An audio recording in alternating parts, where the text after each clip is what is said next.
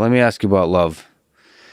So there is a Bitcoin maximalist community that sometimes, those folks in general have a strong belief that Bitcoin is good for the world, and it's almost an ethical imperative to sort of help Bitcoin succeed, which I think is, as a member of any community, I think is beautiful to believe in the vision of the community. Right. There does seem to be some properties of what some may call like toxicity or derision and mockery and those kinds of things. Some folks have criticized this, right? That Bitcoin maximalism is not necessarily good for the world, even if Bitcoin is good for the world. What are your thoughts about this kind of approach, philosophically or practically, to the spread of Bitcoin? And is there a way that we can add more love to the world while we add more Bitcoin to the world? Oh, that's a great question. I mean, Bitcoin is sort of what you make of it. So you can define your own path as you advocate for Bitcoin or don't, for that matter. So my chosen approach is the approach you see here, which I try to minimize the amount of sort of harshness or mockery, although I've been known to be mean on Twitter too. Well, Twitter is sorry to interrupt, is a specific medium where this takes its worst form. So I'm learning, listen, I'm actually, because of this podcast, but in general, I'm part of different communities. And some are full of like unabashed love.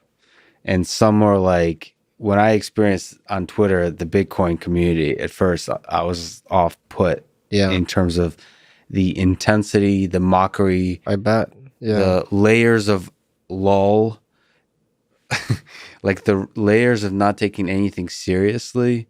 And I think there's power to that. There's freedom to that. I appreciate it. I have respect for it, but it's not my thing on Twitter. It's just not the way I enjoy communicating on Twitter. I retired from Twitter. I hit 100,000 followers and then I retired. So I'm free now. I don't have to tweet anymore. It's great.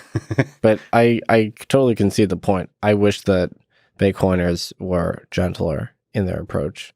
Not all Bitcoiners are like that, of course. There's, 50 to 100 million of them worldwide and a few tens of thousands on Twitter. So I'm not going to claim that they're necessarily representative. The toxicity, though, is kind of a learned habit because Bitcoin has had so many episodes where strong-willed institutions, the dice, billionaires, the dice are pretty toxic, you could say, right? I'm basically mocking critics of Bitcoin. But at the same time, you're saying that the criticism has been predictable and repeatable, and it's been the same throughout. Yeah, and that's a pretty dismissive thing to say, right? That I can reduce you to an algorithm of with 11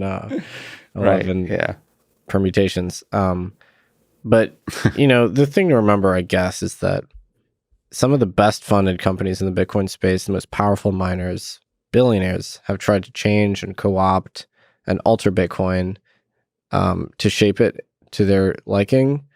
And without these incredibly hardcore sort of high priests of the Bitcoin protocol, it would have been hopelessly malleated in all number of ways. And so there is a reason why someone would be incredibly protective of Bitcoin. Does that justify immense toxicity on social media? Probably not. But it's a leaderless protocol, so the whole point is that it's money for enemies. And some of the Bitcoin maximalists came for me too when I made suggestions that they didn't like. But I'm happy to use the protocol, because I know that transaction will be final, regardless of how odious my counterparty is or how politically disfavored their opinions are.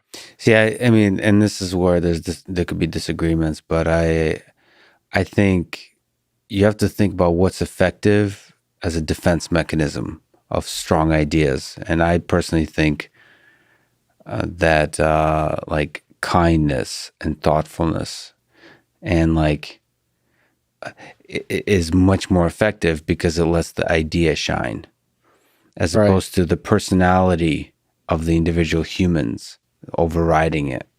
But there's debates on this, you know. I mean, I take your side on that. I think a patient and careful approach is the way to go. Now, do all critics deserve good faith engagement? Right. No, I would say. A lot of critics of Bitcoin operate in extreme bad faith.